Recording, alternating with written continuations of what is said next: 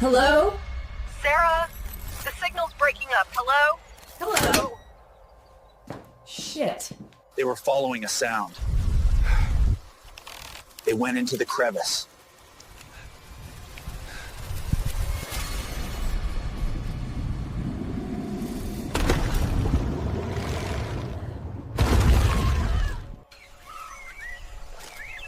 That's the ridge. That's where she made the last call. Wait, look. This is the place belonging to the vanished couple. Watch full details on our channel.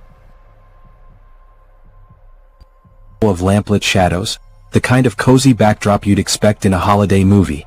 But tonight, something felt off, an unease that crawled up his spine like a cold finger. Sarah sat bundled in a soft, knitted sweater, her hand cradling the swell of new life beneath her heart. Ben leaned close, his dark eyes full of pride and anticipation. "The view here is unreal, Ethan," Sarah whispered, voice crackling like a half-forgotten song. A curtain of fog clung to the evergreen canopy outside, drifting through the window like a ghost. She gestured toward the forest's edge, where ancient cedars stood like silent sentinels. Ethan nodded, even though she couldn't see him. He could picture the scene, the fire's amber glow dancing across their faces, the crackle of burning logs, the mist weaving between tree trunks. It should have been perfect, an idyllic escape for the couple expecting their first child. Then came the hum. Soft at first, almost melodic, a high-pitched thrum that threaded through the call like a sinister undertow. The video stuttered. Sarah's smile wavered. Ben's brow furrowed. The hum surged, a metallic keening that seemed to emanate from every corner of the room. It grew sharper, more insistent, an electric pulse that pierced the thin veneer of homey warmth. Ethan braced himself. "Sarah? Ben? You guys okay?" His voice sounded distant, swallowed by static. On the screen, Sarah's face blurred. A greenish haze warped her features. She lifted a trembling hand to her mouth as if to scream, but the noise grew louder, drowning out her words. The cabin's firelight flickered wildly, casting grotesque shadows that danced across the walls. Then, without warning, the screen cracked into 1,000 pixel shards, and the hum hit a crescendo, a final agonizing shriek, before the line went dead. Silence. Ethan's thumb hovered over the call button. He stared at the blank screen, disbelief clawing at his throat. His chest tightened as he replayed the last image burned into his mind. Sarah's terrified eyes, the mist pressuring against the glass, and that unearthly sound that refused to let go. He slammed his fist on the table, rattling his coffee mug. "No," he whispered. "No, no, no." His fingers dialed furiously, each ring echoing his racing pulse. Straight to voicemail. Then again. Still nothing. Outside, the night pressed in. The wind rose, carrying a faint, distant echo of that same high-pitched tone. Was it real or a phantom born of panic? Ethan couldn't be sure. All he knew was that in that single fractured moment, something had gone irrevocably wrong. With trembling resolve, he grabbed his keys and jacket. The only comfort he clung to was a single thought. He would find them. He had to. As he raced toward his truck, headlights cutting through the fog, one question burned hotter than fear. What had they encountered out there in the dark? What was that terrible hum, and who, or what, was behind it? A vanished vehicle, a frantic search. Ethan's headlights swept across empty Forest Road, only to reveal a silence that screamed their absence. The engine's hum died the instant Ethan slammed his foot on the brakes. Wood smoke clung to the air, mingling with damp earth and decaying leaves, but there was no rumble of an engine, no echo of tires crunching gravel. Just the stillness of an abandoned world. He jumped from the truck, wind whipping through his hair, and sprinted down the sloping drive toward the cabin. Every step felt surreal, as though he were running through someone else's nightmare. The wooden porch, normally creaking under every footfall, was eerily mute. Inside, dust motes shimmered in the dying light, settling on the untouched surfaces. A half-eaten sandwich on the counter, Sarah's knitting project abandoned on the armchair, the soft glow of the fireplace refusing to crackle to life. It was as if the Millers had evaporated into thin air, leaving only the illusion of a life paused mid-breath. Ethan's pulse pounded in his ears. He rifled through drawers, yanked open cabinets, and flung open bedroom doors. Each room yielded the same chilling emptiness. Ben's laptop lay closed on the desk, its screen cold and black. Sarah's prenatal vitamins stood in neat alignment on the windowsill, capsules gleaming under the last rays of sun. On the bathroom sink, her toothbrush lay untouched. Their belongings, identifiers of daily routine, stood like sentinels of absence, mocking his frantic search. He stumbled back into the living room and flung the front door wide. The driveway lay barren. No dark green explorer. No footprints leading away. Only tire tracks trailing off into the dense tree line, swallowed by reeds and moss. Heart in his throat, Ethan traced the tracks with his gaze, willing them to tell him where they had gone. He found nothing. His hands shook as he dialed the sheriff's office. Every ring hammered at his skull. "Sheriff's Department, how can we help?" A calm voice answered. "They're gone," Ethan rasped. "My sister and her husband, they vanished. No car, no sign." "Stay there, son. We're dispatching officers now." Ethan ended the call and pressed his forehead against the cool glass of the window. The cabin's warmth had fled, replaced by a cavernous chill. Outside, the forest loomed like a living entity, trees arching overhead in a vaulted, green cathedral, their branches whispering secrets he could not decipher. Minutes felt like hours before the sheriff's cruiser arrived, lights off to preserve the fragile hush. Two deputies moved with deliberate caution, flashlights cutting through shadows as they scoured the property. Ethan watched from the porch, every flicker of light a hope snuffed out in a heartbeat. Inside, the deputies found the same tableau. A life paused, belongings intact, no blood, no struggle. One officer knelt by the window, tracing the faded tire marks. "They got in the truck and drove off," he murmured, "but not far." Ethan's stomach dropped. "Then where are they now?" The deputy looked up, face grave. "That's what we're here to find out." They split up, one taking the cabin's perimeter while the other combed the interior once more. Ethan joined the second deputy, retracing his earlier search with numbed disbelief. In the back bedroom closet, among folded blankets, Ethan's gaze snagged on a scrap of fabric caught on a hanger, pink yarn from Sarah's sweater. He pulled it free and held it to his face. It smelled faintly of lavender and warmth, a reminder of the life he'd seen just hours ago. Now it was a ghostly relic. A sharp crack echoed behind them, like a branch snapping underfoot. Both men whirled, torches swinging through the dusk. The beam caught a figure darting between trees, too swift to identify. A chill surged through Ethan. They were not alone. "Did you see that?" he gasped. The deputy's eyes were hard, trained. "Yes. And whoever it is wanted to be seen." A sense of dread enveloped Ethan. His sister and brother-in-law had vanished without a trace, and now, something or someone watched from the shadows. He turned back to the cabin's empty shell, the wind sighing through the eaves like a whispered warning. The search had begun, but the forest already held more questions than answers. Who, or what, lurks beyond the treeline, and how close is it to the truth Ethan desperately seeks? The ghost in the forest. A flare of orange light pierced the gloom, then vanished as quickly as it had come, leaving only echoing silence. By dawn, the forest had mobilized its search. Volunteers in blaze-orange vests fanned out in neat grid lines, headlamps bobbing like restless fireflies in the undergrowth. Their radios crackled with clipped updates, Sector 3 clear. Nothing in the ravine. But for every call of negative, Ethan's hope frayed a little more. The trees themselves seemed complicit, tall Douglas firs and hemlocks weaving shadows so dense they swallowed sound. Each footstep stirred decades of pine needles, filling the air with the damp, loamy scent of ancient decay. Somewhere ahead, a drone hummed overhead, its camera slicing through the treetops, scanning for the Miller's dark green Ford Explorer. But the sky's promise of light found no purchase here.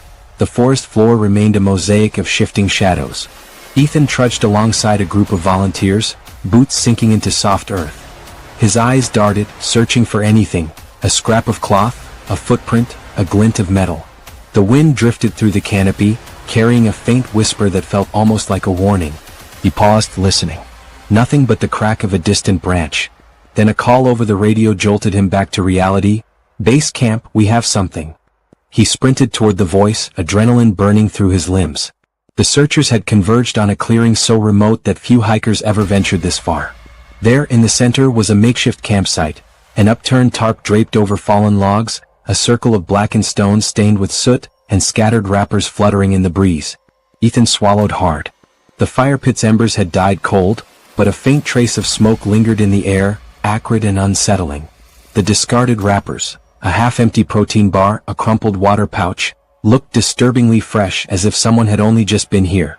He knelt, fingertips brushing ash that still felt warm beneath his glove. Something about the scene felt wrong. It wasn't the Miller's equipment. There were no camping supplies, no cooking pots, no backpacks. Just trash in a pit. Who would set up a camp like this and leave without gear? Ethan muttered. A deputy knelt beside him, flashlight in hand. Survivalists, maybe. They get lost, leave their junk, move on? But Ethan's gut tightened. This wasn't a casual pit stop. The tarp was shredded in neat slashes, too precise to be animal claws. The stones had been arranged freshly, not centuries ago. His pulse quickened as he scanned the trees, deep footprints in the mud, too large for a deer, faint scuff marks on nearby bark. It felt like a stage. Someone wanted them to find this. Let's catalog everything, the deputy said, snapping on gloves. But don't get hopes up. Ethan backed away, stare locked on that empty throne of stones. The clearing felt alive, as if the forest itself had exhaled, revealing a secret too twisted to ignore. Dusk would fall again soon, and with it, the world would slip back into darkness. What if the Millers had stumbled here? What if they'd been close, so close he could almost feel their presence? He lifted a single wrapper, turning it over in his hands. A faint, unfamiliar logo stared back. The chill in his bones deepened. Someone had been here recently. Someone who might know more than they were letting on. As the search party marked the site and moved on, Ethan stood alone in that hollowed circle. The forest seemed to lean in, its branches creaking with secrets. He closed his eyes, inhaling the damp, bitter air. The forest hadn't given them what they needed, only more questions. And somewhere beyond that thinning light, a figure watched. Who set this sinister campsite, and how is it connected to Sarah and Ben's disappearance? A rivalry and a debt. Harlan Finch's laughter echoed through the mahogany-paneled office like the toll of a funeral bell. Under the glare of fluorescent lights, Ben Miller's financial records lay strewn across the sheriff's desk. Ethan watched as detectives traced a series of transactions. 6 figures borrowed, signed under a pseudonym, funneled through offshore accounts. The numbers formed a sinister riddle, a debt large enough to drown a life. Your brother was under immense pressure, Deputy Reyes murmured, leaning close. This loan. It wasn't from a bank. It was from someone who doesn't forgive. Ethan's stomach twisted. He'd known Ben to be ambitious, eager to grow his fledgling logging business. But this was desperation. Half a mile away, in a stately office overlooking the main thoroughfare of Havenwood, Harlan Finch reclined behind an expansive oak desk. His tailored suit was immaculate. His silver hair gleamed under the chandelier's glow. Finch tapped a finger against a whiskey tumbler, ice clinking softly. Photographs lined the walls. Heavy logging equipment, choked rivers turned clear, communities rescued by Finch's empire. To the town, he was a savior. Yet in the corners of those curated smiles lurked a predator. A reporter's tape recorder whirred as Finch answered questions about a disputed contract. When pressed on Ben Miller's objections, Finch's grin froze and he leaned forward. Some trees just need to be cut down, he said, voice low and threatening. One way or another. The line went dead. Back at the station, Ethan's heart thudded. He replayed that quote in his mind and felt its cold blade carve into his hope. The detectives were connecting threads. Ben's clandestine loan arrived shortly after Finch had publicly humiliated him at a town meeting. Finch had outbid Ben for a lucrative contract, then undercut him, leaving Ben scrambling for funds and dignity.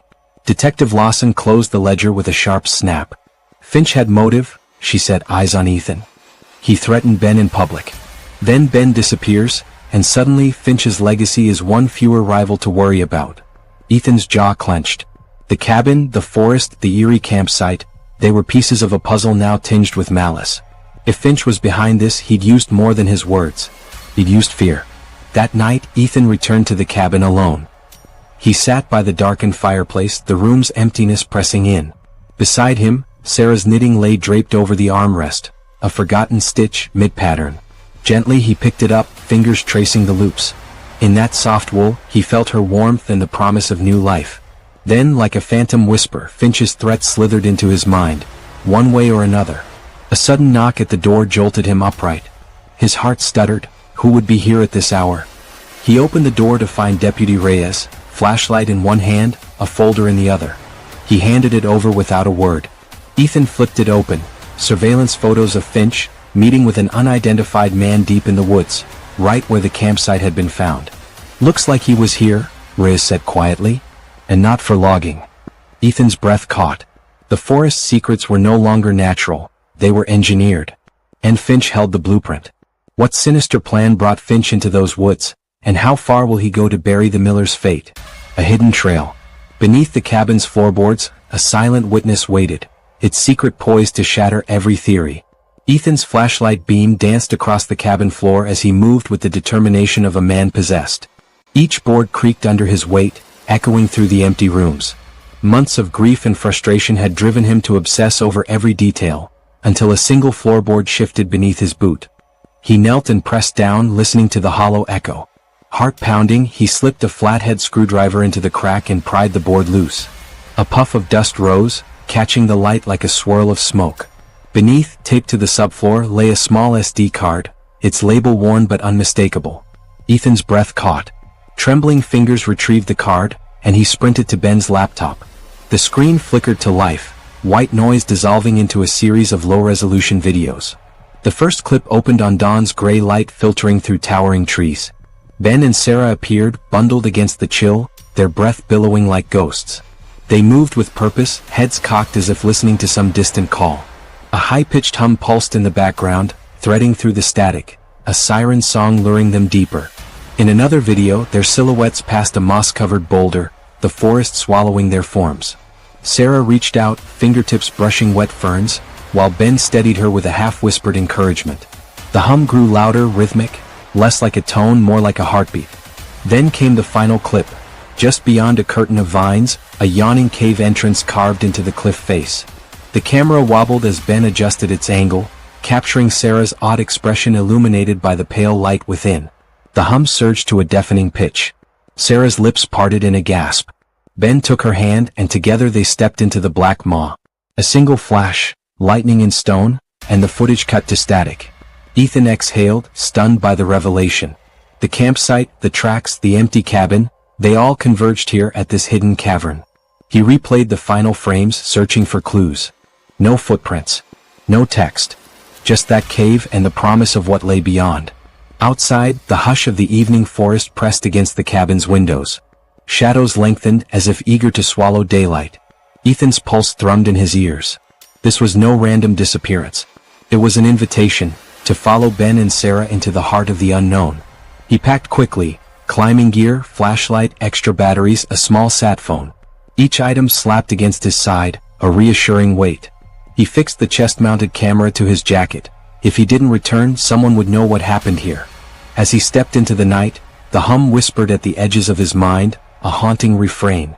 The cabin's warm glow faded behind him, swallowed by the forest's ravenous darkness. Every step toward that cave felt like moving through a dream, where the rules of reality bent, and danger lurked behind every tree. He paused at the trail's entrance, inhaling the scent of pine and damp earth. In the distance, the wind sighed through the canopy as though warning him to turn back. But Ethan steadied himself, jaw set, resolve hard as granite. He entered the woods, every sense stretched taut. Somewhere ahead, Ben and Sarah had followed the hum, and now Ethan would trace their steps into the forest's hidden heart. What awaits Ethan in the cave, and will the secret of the SD card lead him to the truth, or to the same fate? The Cave of Whispers. The forest fell away in an instant, revealing a yawning mouth of darkness that seemed to inhale the last rays of dusk. Ethan's boots crunched on moss-covered rocks as he pressed into the cave's threshold. The temperature dropped so sharply it stole his breath, replacing it with an icy whisper. Water droplets pinged against his helmet, each one echoing like a ticking clock.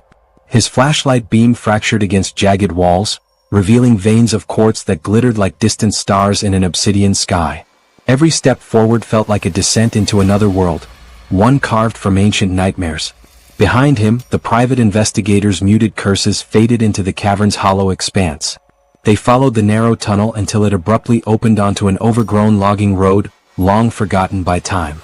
Saplings poked through cracked asphalt, rusted rebar jutted from crumbling edges. The road sloped downward, guiding them toward a monstrous crevice cleaved into the earth. Above it hung a rusted winch, its cable frayed and swaying like a pendulum counting down to doom. The hum returned, low and insistent, vibrating through the soles of Ethan's boots. He raised his flashlight to the crevice's lip and peered over. Darkness yawned below, an abyss that exhaled damp, fetid air, laced with a metallic tang of rust and something else he couldn't name. At the bottom, a sliver of pale light marked the broken hull of a small submersible, its paint peeled away by time and decay. Next to it lay the twisted remnants of a drone, blades mangled as though torn by invisible jaws. Ethan swallowed hard, the pulse in his temples throbbing like a war drum. He snapped a photo with his sat phone, hands shaking. "We need to descend," he whispered. The investigator nodded, securing his harness to the winch's anchor. As the first coils of rope rattled into the chasm, Ethan caught one last glimpse of the cave's dripping roof, stalactites like frozen fangs glistening in his light, before the abyss swallowed him whole. What will Ethan discover at the bottom of the crevice, and can he survive the cavern's deadly secret? The last transmission. A single tortured gasp echoed from the darkness, then silence swallowed all hope. Ethan's fingers burned as he gripped the damp rope, the winch rattling above like a steel heartbeat. Each footfall into the abyss felt suspended in time, the world narrowing to the beam of his headlamp. Water droplets traced rivulets down the rock face, splashing into shallow pools that glowed with a ghostly phosphorescence. The stale air grew heavier the deeper he descended, carrying whispers of old machinery and something else. At last his boots pressed onto a ledge. The investigator's headlamp revealed the wreck of a small submersible. Its dome cracked and smeared with algae, barnacles clinging like morbid jewelry. Nearby, the drone lay shattered, its rotor arms twisted as if contorted by an unseen force. Ethan knelt and pried open the drone's belly, retrieving a memory card, tiny and unassuming, yet holding the final echoes of Sarah and Ben's fate. Back on solid ground, they scrambled to a makeshift workbench carved from fallen timber. Ethan slid the card into his reader with trembling urgency. The screen flickered, then resolved into live footage. Ben's boots clanging against metal flooring, then Sarah's wide-eyed face lit by dim submersible lamps.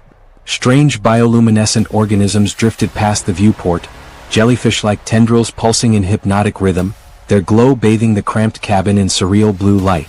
Ben's voice crackled awed, "Sarah, look, this is it." Sarah pressed closer, her breath echoing with scientific wonder. Then the hum returned, deeper and more insistent than ever, vibrating through the vessel's hull. Metal screeched under tension. Sarah's gaze flicked to the control panel. Ben's jaw set in resolve. Without warning, the winch cable shredded, snapping like a rifle shot. The submersible jolted, plunging toward a yawning underwater chasm. Sarah's scream cut short as the camera spun, capturing only fractured beams of light before the feed exploded into static. Ethan slammed his hand against the bench. The screen went black. Around him, the cave's hush pressed in. The footage stopped. But what became of Sarah and Ben in their final moments, and can Ethan uncover the truth hidden in the static? An old rival, a deadly secret. The sonar's pulse wasn't nature's. It was Finch's betrayal, echoing through hidden cables beneath the earth. Ethan's sat phone buzzed to life with a single message: drill site coordinates attached. He stared at the map, an unmarked stretch of forest, miles from any legal operation.